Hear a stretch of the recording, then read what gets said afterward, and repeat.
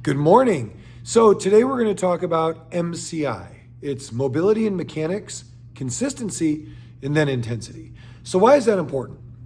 Well, when we start working out or we do anything that's going to move us towards a goal, especially when it comes to lifting weights or using our body in movement, what we want to focus on is how well can we move?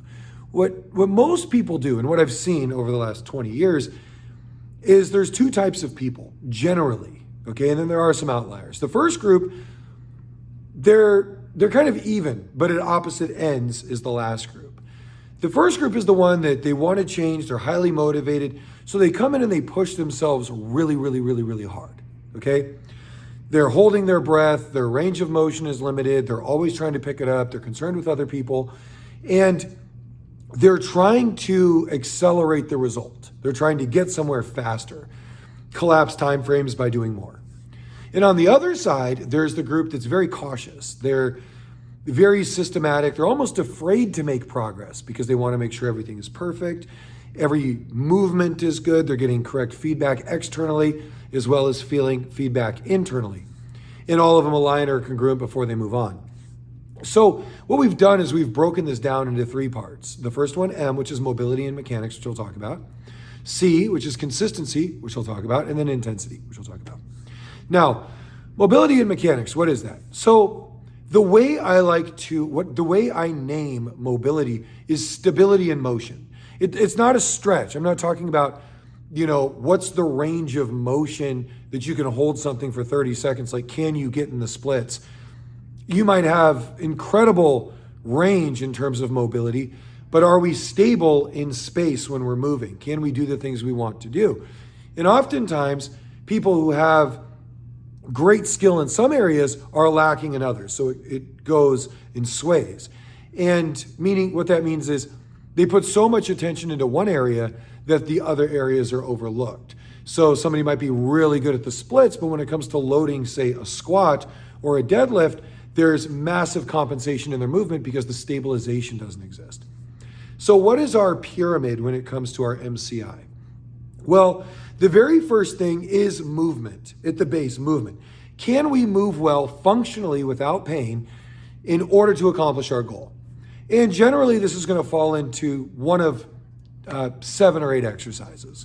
So you'll have your squats, your hinges, your lunges, pushing, pulling, pressing overhead, pulling down, and rotation. And then we can also add gait, how we walk is into that as well. So once we have those, most movements fall into those categories or some sort of combination. So you'll see people doing like squat presses or deadlift rows or single leg versions or, unstable versions or different tools, but they generally fall into those categories. When we have those and we think about, can we do those well? Can we stabilize ourselves in order to do those movements well? That's our foundation, okay? Does the movement exist? Now, if we step it up one more, okay, that's going to be performance.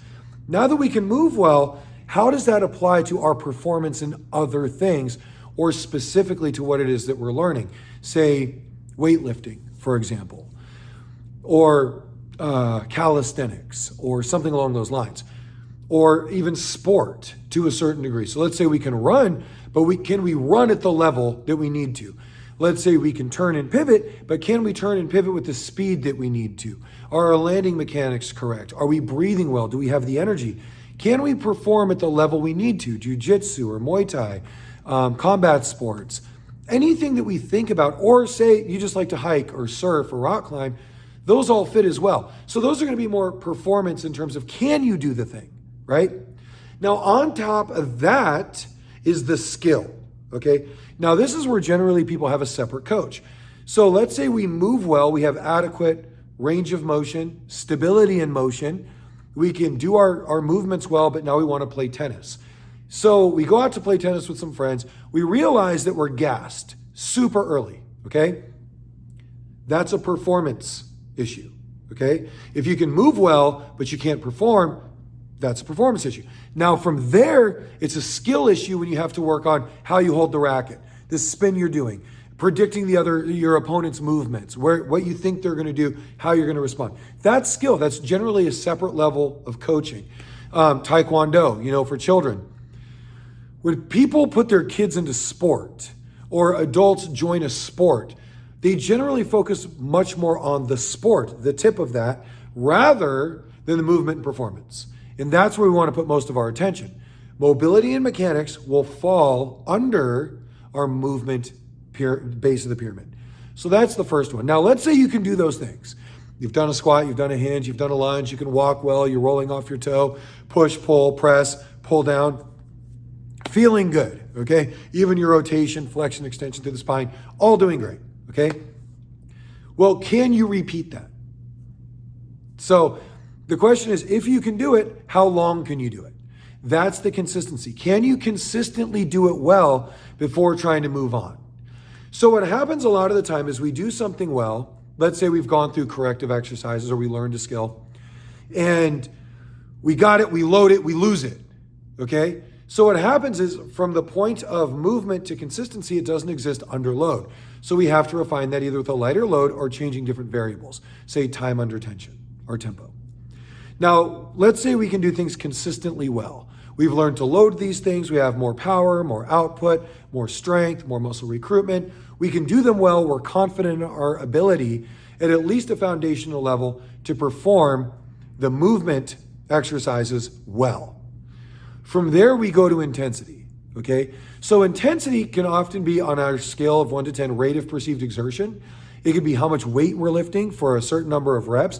And now this is where it gets a little bit more technical because depending on what you're looking for at that level of intensity is generally going to be in alignment with your vision that you have for yourself and the goals that you have as milestones along that vision. So when we're getting started or we're in the middle, our goal is, can we do them and do them well? Can we repeat doing them well? And then can we increase the intensity of those things?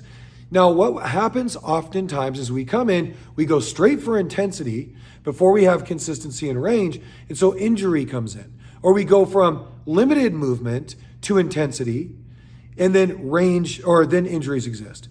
Now, on the flip side of that, so many people often go straight to consistency. They don't think about movement, they don't think about intensity. So then on the other side of that, where an injury would be the extreme, the other extreme is you don't see any progress, right? So at that point, let's say you're deathly afraid. Let's say something happened, you're traumatized, you know of somebody who started exercising and something really bad happened. So for you, it's just about learning the movements, feeling confident that you're doing something on a daily basis. Two things we want to ask. One, aligned with your goals, is it getting you closer?